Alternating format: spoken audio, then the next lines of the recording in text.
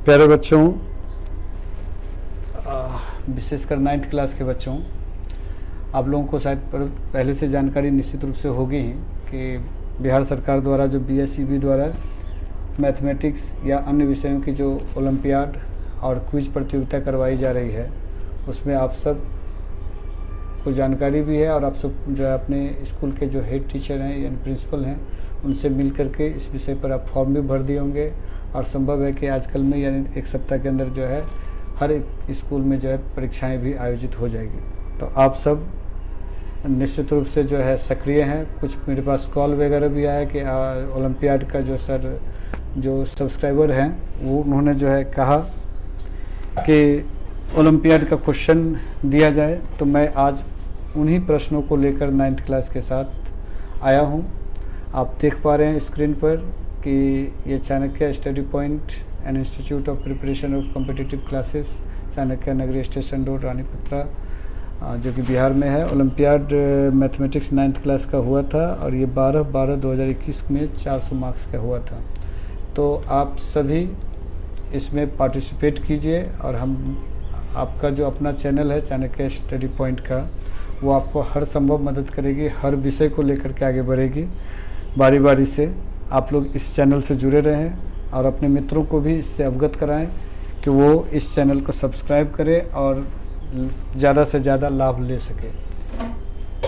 हम लोगों का हमेशा प्रयास रहेगा कि जो मेधावी बच्चे हैं, जो ज़रूरतमंद बच्चे हैं, जो गरीब बच्चे हैं, उनकी मदद जिस प्रकार से संभव हो सके अवश्य किया जाए।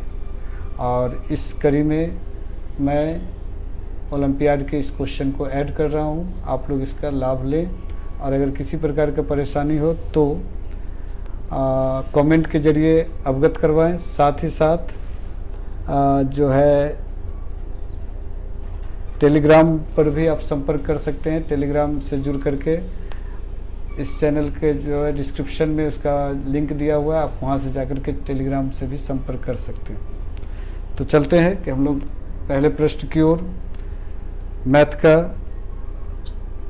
पहला प्रश्न है, निम्नलिखित में कौन सा कथन सत्य है? 0 एक अपरिमेय संख्या है, 0 प्रत्येक पूर्ण संख्या एक प्राकृत संख्या है, 2 परिमेय संख्या एक प्राकृत संख्या है, प्रत्येक वास्तविक संख्या या तो परिमेय है या अपरिमेय है।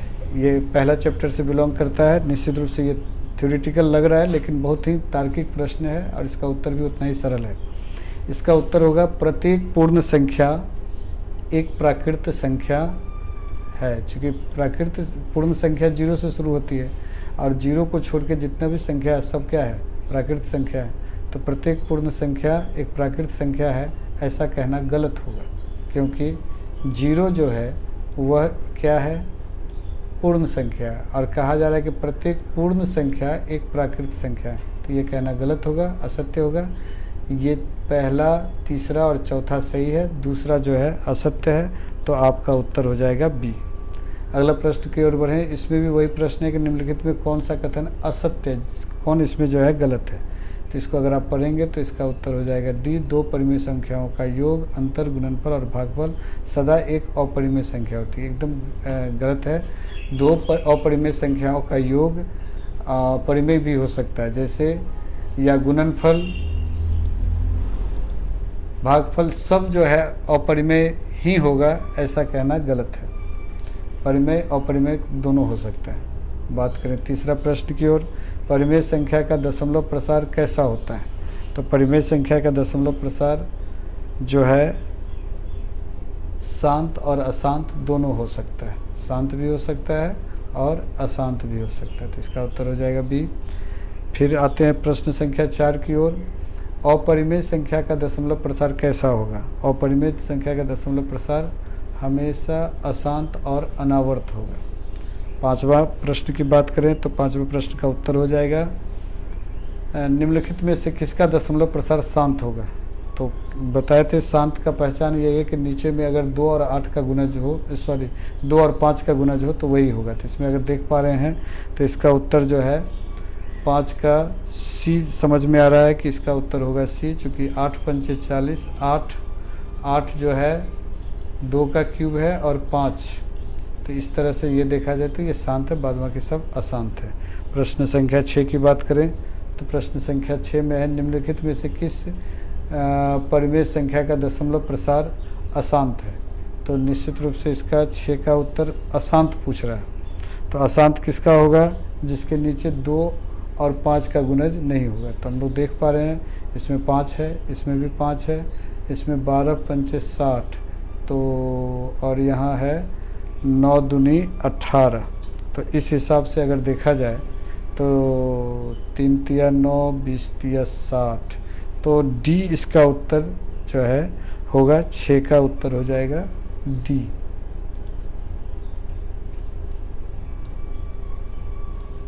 क्योंकि 3 तिया 9, 20 तिया 60, तो यहाँ 3 और 20 है, 20 2 का स्क्वायर गुने 5 है, तो 2 और 5 के सीक्वेंस में ये 5 का स्क्वायर है, ये 5 है, तो निश्चित रूप से 8 होगा, चूँकि यहाँ पर 3 आ रहा है। अगला प्रश्न की ओर बढ़ते हैं। प्रश्न संख्या 7, निम्नलिखित में कौन अपरिमेय राशि है। तो अपरिमेय राशि 7 का अगर उत्तर देखा जाए तो 7 का उत्तर हो जाएगा सी, क्योंकि 3 का स्क्वायर यहाँ 9 तिया 27 कट जाएगा, 1/√3, तो यह अपरिमेय होगा। बाद में इसका 10 निकल जाएगा, इसका 0.8 हो जाएगा, इसका 1.012 हो जाएगा। तो इस तरह से ये नहीं होगा, सी हो जाएगा उसका उत्तर, जो अपरिमेय संख्या को दर्शाता है।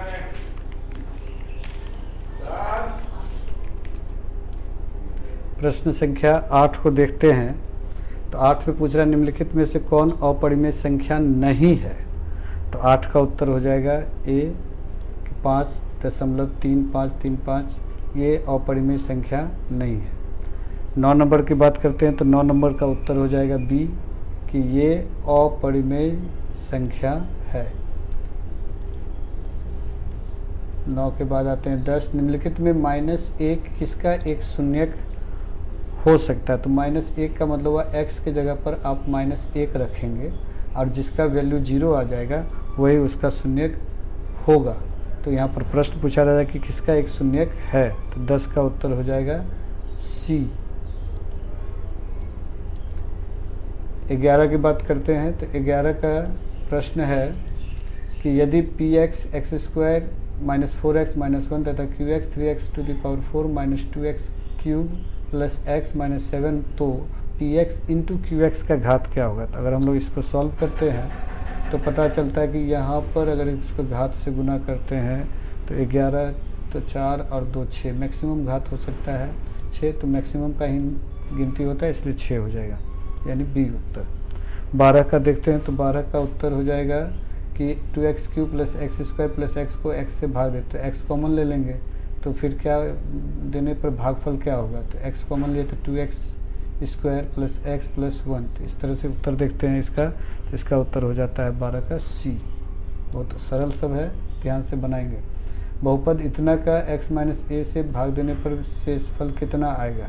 तो इसको अगर हम लोग देखते हैं 13 नंबर, तो 13 का उत्तर हो जाएगा PA। यदि बहुपद PX का एक गुणनखंड x - 4 हो तो तो PA बराबर 4 का वैल्यू क्या होगा। तो यहाँ पर क्या हो जाएगा, प्रश्न संख्या 14 का उत्तर हो जाएगा A, यानी 0। 15 की बात करें, x² - 3x प्लस 5 को x प्लस 1 से भाग देने पर शेषफल x प्लस 1 से भाग देने पर शेषफल किसके बराबर होगा। तो 15 को अगर हम लोग भाग देंगे तो इसका उत्तर हो जाएगा 9 के बराबर होगा।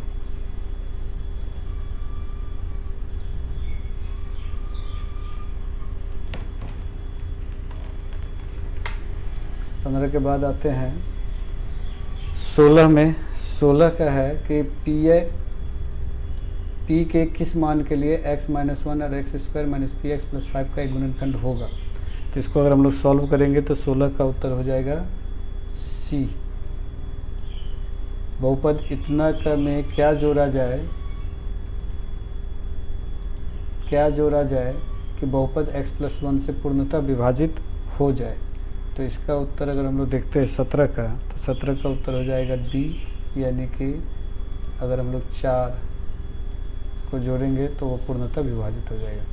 4x² प्लस 9 प्लस 12x को गुणनखंड अगर करते हैं तो इसका गुणनखंडन क्या होगा, तो 18 का उत्तर हो जाएगा बी, इसका गुणनखंडन ये होगा। एक थैला में 3 सफ़ेद 5 काली और 7 हरी गोलियां हैं, ये जो आखिरी चैप्टर से दिया गया है प्रायिकता से। तो एक गोली यादृच्छा निकालने पर हरी गोली की संभावना क्या है, तो हरी गोली है 7 और टोटल हो जाएगा 7 5 12 13 14 15, यानी 7/15। तो देख रहे हैं ये ऑप्शन दिख रहा है डी, तो इसलिए 19 का उत्तर हो जाएगा डी। 20 किसी प्रयोग के सभी घटनाओं की प्रायिकता का योगफल क्या होगा, तो सभी घटनाओं की प्रायिकता का योगफल क्या हो जाएगा 1। वह घटना जिसकी प्रायिकता 0 असंभव, यानी कि जो असंभव घटना होगी उसकी प्रायिकता क्या हो जाएगी 0। तो बच्चों आज मात्र मैं 21 प्रश्नों को सॉल्व कर पा रहा हूँ, और समय को देखते हुए क्योंकि समय का आज अभाव है, इसीलिए मैं अगले वीडियो में मैक्सिमम क्वेश्चन को लाऊंगा और आप लोगों को ज़्यादा से ज़्यादा लाभ पहुंचाने का प्रयास करूंगा। तो हम लोग नेक्स्ट वीडियो में मिलेंगे। आज के लिए इतना ही। बहुत बहुत धन्यवाद।